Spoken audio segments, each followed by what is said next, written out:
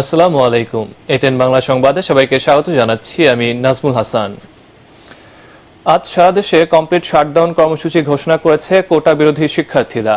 রাতে ফেসবুক পোস্টের মাধ্যমে এই ঘোষণা দেন বৈষম্য বিরোধী আন্দোলনের সমন্বয়ক আসিফ মাহমুদ। এর আগে বুধবার সন্ধ্যায় সব হলে ব্যাপক তল্লাশি চালিয়ে সিলগালা করে দেয় ঢাকা বিশ্ববিদ্যালয় প্রশাসন।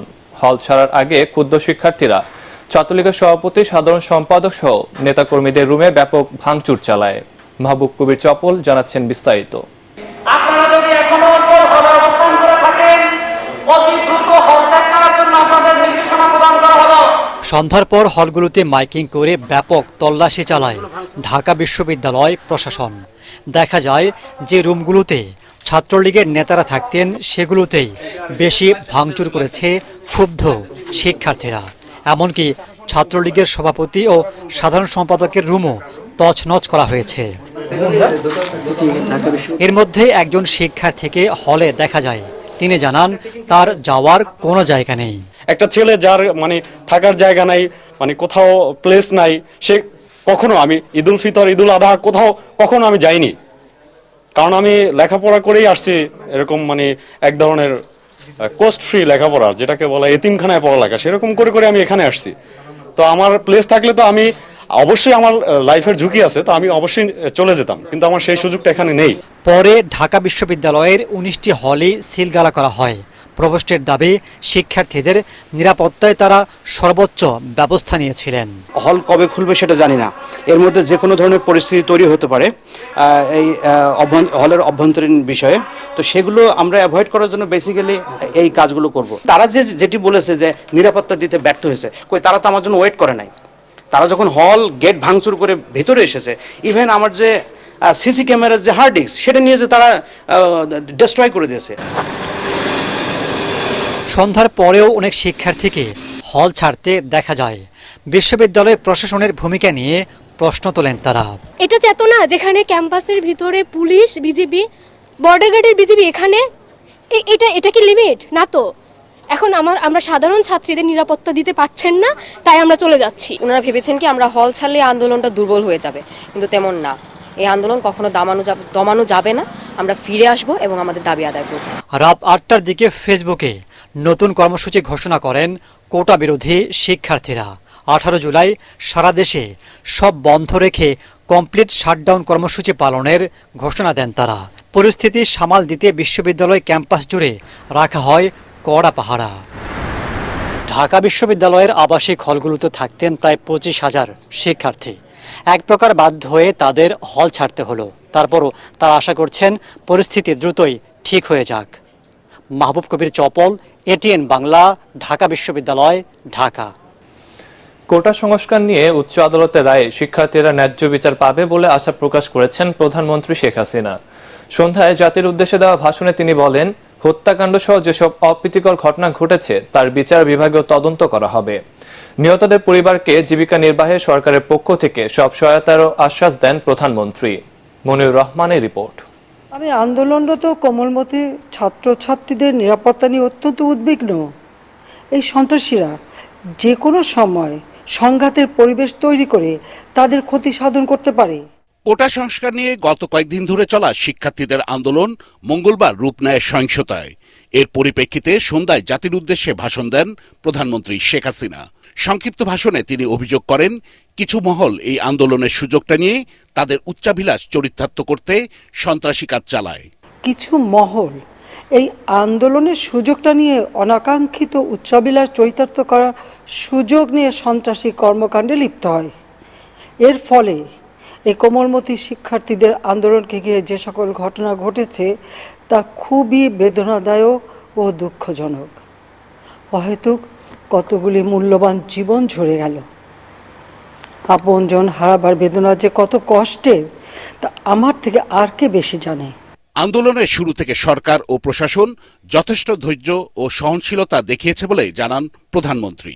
তিনি বিশ্বাস করেন, কোটা সংস্কার আন্দোলনে জড়িতদের সাথে সন্ত্রাসীদের কোনো সম্পর্ক নেই। আমি বিশ্বাস করি যারা কোটা সংস্কার আন্দোলনে জড়িত তাদের সাথে এই সকল সন্ত্রাসীদের কোনো সম্পর্ক নেই, বরং সন্ত্রাসীরা এদের মধ্যে ঢুকে সংঘাত ও নৈরাজ্যকর পরিস্থিতির সৃষ্টি করছে। সহিংসতার সাথে জড়িত প্রত্যেককে চিহ্নিত করে উপযুক্ত শাস্তি নিশ্চিত করার কথা জানান সরকার প্রধান।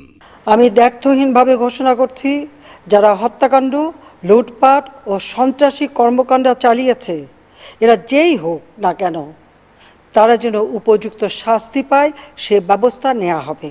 সুষ্ঠু ও ন্যায় বিচারের স্বার্থে সে সকল বিষয়ে বিচার বিভাগীয় তদন্ত করা হবে। যারা হত্যাকাণ্ডের শিকার হয়েছে তাদের পরিবারের জন্য জীবন জীবিকা নির্বাহের ক্ষেত্রে যে সহযোগিতা দরকার তা আমি করব।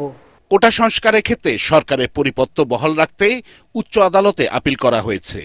আদালতের রায় আসা না পর্যন্ত ধৈর্য ধরতে শিক্ষার্থীদের অনুরোধ জানান প্রধানমন্ত্রী। আইন প্রক্রিয়া সমাধানের সুযোগ থাকা সত্ত্বেও রাস্তায় আন্দোলনে নেমে দুষ্কৃতিকারীদের সংঘাতের সুযোগ করে দেবেন না।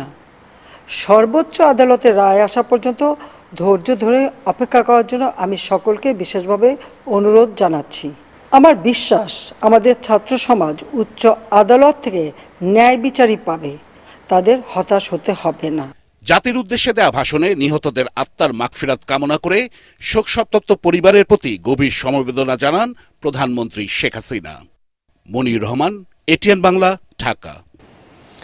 কোটা সংস্কার আন্দোলনকারীরা নিজেদের রাজাকার বলে স্লোগান দিয়ে মুক্তিযুদ্ধ ও স্বাধীনতাকে প্রশ্নবিদ্ধ করেছে বলে মন্তব্য করেছেন আওয়ামী লীগ নেতারা। ওদিকে মুক্তিযুদ্ধ বিষয়ক মন্ত্রী দাবি করেছেন ছাত্রদল, ছাত্র শিবির ও বহিরাগতরা ঢাকা বিশ্ববিদ্যালয়ে তাণ্ডব চালিয়েছে। ছাত্রলীগের নেতাকর্মীরা আত্মরক্ষার্থে পাল্টা আক্রমণ করতে বাধ্য হয়েছে। হুমায়ুন চিস্তির রিপোর্ট। মুক্তিযুদ্ধ শ্রমিক কর্মচারী পেশাজীবী সমন্বয় পরিষদ আয়োজিত সংবাদ সম্মেলনে আওয়ামী লীগ নেতারা বলেন, শিক্ষার্থীরা যখন নিয়মতান্ত্রিক আন্দোলন করেছে কেউ বাধা দেয়নি, কিন্তু এ আন্দোলনকে সরকারের বিরুদ্ধে দাঁড় করিয়েছে স্বাধীনতা বিরোধী শক্তি। নিজেদের রাজাকার বলে তারা নিজেদের পরিচয় প্রকাশ করে ফেলেছে। স্বাধীন বাংলাদেশে যারা নিজেদের রাজাকার বলতে গৌরবোধ করে, তারা কি বাংলাদেশের স্বাধীনতায় বিশ্বাস করে, নাকি সরকারকে বিপদে ফেলার জন্য একটি বিশেষ মহলের নীল নকশা বাস্তবায়নে কাজ করছে? গত 2 দিন আন্দোলনরত শিক্ষার্থীদের নাশকতা, নৈরাজ্য ও অরাজকতা দেখেছি। তারা বিভিন্ন ছাত্রাবাস হামলা করেছে, অনেক কক্ষ ভাঙচুর করেছে, অগ্নিসংযোগ করেছে, নিরাপত্তার কাজে নিয়োজিত পুলিশের সাথে সংঘর্ষে লিপ্ত হয়েছে। গতকাল শিক্ষার্থীদের কোটা বিরোধী আন্দোলনের অনুপ্রবেশের ছাত্রদল, ছাত্র শিবিরের ইন্ধনে 6 জন নিহত হয়েছে। যাত্রীবাহী বাসে আগুন দিয়েছে। তারা শান্তিপূর্ণ আন্দোলনকে সহিংস আন্দোলনে পরিণত করেছে। আমরা মনে করি কোমলমতি ছাত্রদের কাজে ভর দিয়ে জাতীয় আন্তর্জাতিক কুচক্রমহল সক্রিয় হয়ে উঠেছে। আজকে মুক্তিযুদ্ধের বিপক্ষে শক্তি বিপুল পরিমাণ অর্থ বিনিয়োগ করেছে, আপনারা লক্ষ্য করবেন, এবং তারা আজকে তাদের কাছে ভর করে দেশকে একটু অস্থিতিশীল অবস্থায় নিয়ে যেতে চাচ্ছে। বিএনপি আজকে সরাসরি নেমেছে, আজকে জামাত সরাসরি নেমেছে, শিবির সরাসরি নেমেছে। প্রধানমন্ত্রী শেখ হাসিনা সবাইকে রাজাকারের বাচ্চা বলেননি বলে সংবাদ সম্মেলনে জানান আওয়ামী লীগ নেতারা। ভুল ব্যাখ্যা দিয়ে পত্রপত্রিকার মাধ্যমে ওনারা বলছে যে উনি সবাইকে রাজাকারের বাচ্চা বলেছে এবং মুক্তিযুদ্ধ বিরোধী বলেছে। একথা মাননীয় প্রধানমন্ত্রী বলেন নাই। আমাদের ছেলেরা তো সংঘবদ্ধ ছিল না, ওরা বরঞ্চ এতদিন ধরে আন্দোলন করে তারা সংঘবদ্ধ ছিল, প্রস্তুত ছিল। তারা আক্রমণ করেছে এবং স্বাভাবিক কারণেই আত্মরক্ষার জন্য যার যার ব্যবস্থা সে করে। ছাত্রলীগ বা ওই বিশ্ববিদ্যালয়ের ছাত্ররা তারা নিজেদের আত্মরক্ষার জন্য চেষ্টা করেছে। কোটার নামে আর কোরআন আয়া পড়ছে, তাই আমাদের এর বিরুদ্ধে লড়াই করার ছাড়া যা রাস্তা নাই, ঐক্যবদ্ধ হওয়া ছাড়া কোনো উপায় নেই। বৃহস্পতিবার বিকেল 3টায় বায়তুল মোকাররম জাতীয় মসজিদের দক্ষিণ গেটে পেশাজীবী সমন্বয় পরিষদের সমাবেশ করার কথা জানানো হয় সংবাদ সম্মেলনে। হুমায়ুন চিস্তি, এটিএন বাংলা, ঢাকা। কোটা আন্দোলনের নামে মুক্তিযোদ্ধাদের নিয়ে কটূক্তিকারীদের গ্রেফতার ও বিচার দাবিতে ঢাকায় মহাসমাবেশ করতে চান মুক্তিযোদ্ধার নেতারা। মুক্তিযোদ্ধা সংসদ কেন্দ্রীয় কমান্ড কাউন্সিল নির্বাচনের স্মার্ট প্যানেলের চেয়ারম্যান আব্দুল আহাদ চৌধুরী ও মহাসচিব শফিকুর বাহার মজুমদার টিপুর নেতৃত্বে সমাবেশের প্রস্তুতি সভা হয়েছে রাজধানীর একটি কমিউনিটি সেন্টারে। মহাসমাবেশে প্রধানমন্ত্রী শেখ হাসিনাকে প্রধান অতিথি হিসেবে উপস্থিত থাকতে আমন্ত্রণ জানানো হয়েছে। প্রস্তুতি সভায় বক্তারা করেন বীর মুক্তিযোদ্ধা ও সাবেক সচিব KM মোজাম্মেল হক, আনোয়ার হোসেন পাহাড়ি, বীর প্রতীক, আব্দুল করিম সরকার, ডক্টর শহীদুল ইসলাম সহ কেন্দ্রীয় ও আঞ্চলিক কমান্ডের নেতা এবং মুক্তিযোদ্ধার সন্তানরা। রাজধানীর রাজপথ ও শাহবাগ দখলে নেওয়ার অঙ্গীকারও করেন তারা। ৭১ 1971 সালে আপনার রাজাকারদের বিরুদ্ধে, তারপরে রাজাকারদের বিরুদ্ধে আন্দোলন করা সহজ ছিল, চিহ্নিত করা অত কঠিন ছিল না।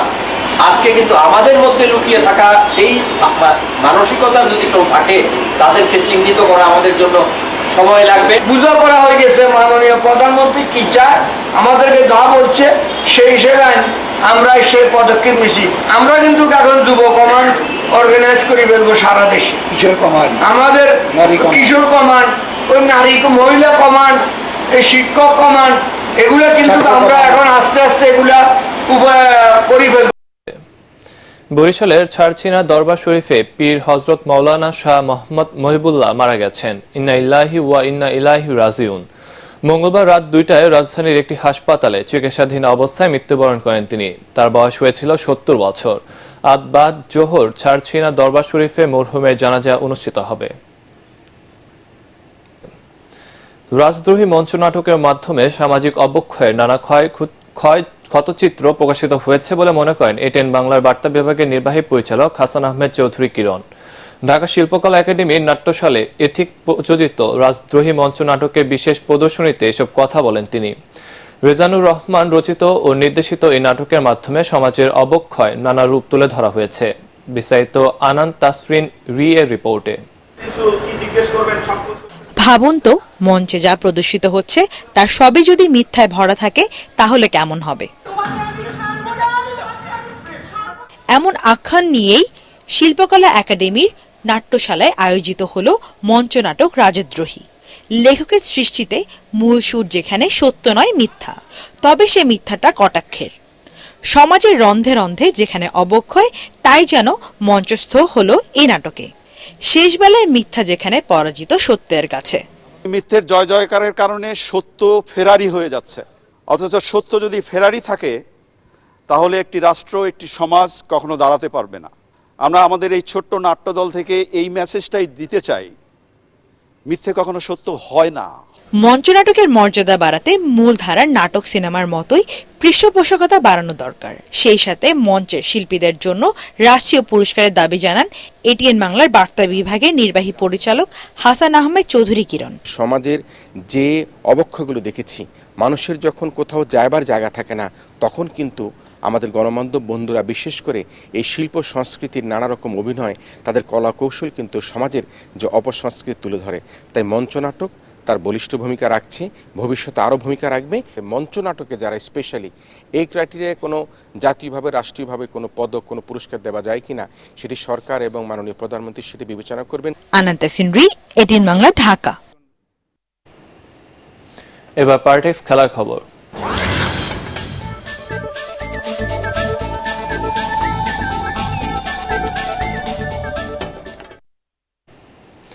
ফ্রান্স দলকে নিয়ে অপমানজনক গান গাওয়ার পর ক্ষমা চেয়েছেন আর্জেন্টিনার কোপাজয়ী তারকা এনজো ফার্নান্দেজ। গত রোববার মায়ামিতে কলম্বিয়াকে হারিয়ে টুর্নামেন্টের শিরোপা জয়ের পর টিম বাসে ওই গান ধরেন ফুটবলাররা। উদযাপনের এই ভিডিও লাইভ হচ্ছিল। সেখানে ফ্রান্স ফুটবলারদের নিয়ে বর্ণবাদী গানের শব্দ শোনা যায়। এ নিয়ে ফ্রান্স ফুটবল ফেডারেশন ফিফার কাছে অভিযোগ করার কথাও জানায়। তার আগেই চেলসি তারকা নিজের ইনস্টাগ্রামে লেখেন, জাতীয় দলের উদযাপন নিয়ে একটি ভিডিও পোস্ট করার জন্য তিনি আন্তরিকভাবে ক্ষমা চেয়েছেন। ট্রফি জয়ের উন্মাদনায় তারা এমন কাণ্ড ঘটান। চলে গেলেন কমনওয়েলথ গেমসের স্বর্ণজয়ী শুটার আতিকুর রহমান। সকাল 10টায় শহীদ সোহরাওয়ার্দী হাসপাতালে ইন্তেকাল করেন তিনি। তার বয়স হয়েছিল 59 বছর। দীর্ঘদিন ধরে ক্যান্সারে ভুগছিলেন এই শুটার। 2014 সাল থেকে আতিকুর রহমান কণ্ঠনালী ক্যান্সারে ভুগছিলেন। 1990 সালে নিউজিল্যান্ডের অকল্যান্ডে কমনওয়েলথ গেমসে 10 মিটার এয়ার পিস্তল ইভেন্টে আব্দুস সাত্তার নিনির সাথে জুটি বেঁধে সোনার পদক জিতেছিলেন আতিকুর রহমান। একই গেমসে দুই শুটার অন্য একটি ইভেন্টে জেতেন ব্রোঞ্জ। শুটিংয়ে সেটি ছিল বাংলাদেশের প্রথম আন্তর্জাতিক পদক। দর্শক, পরবর্তী সংবাদ দেখার আমন্ত্রণ জেনে এখনকার মতো শেষ করছি। এটেন বাংলা সংবাদ ইউটিউবে দেখতে ব্রাউজ করুন youtube/ATN বাংলা নিউজ।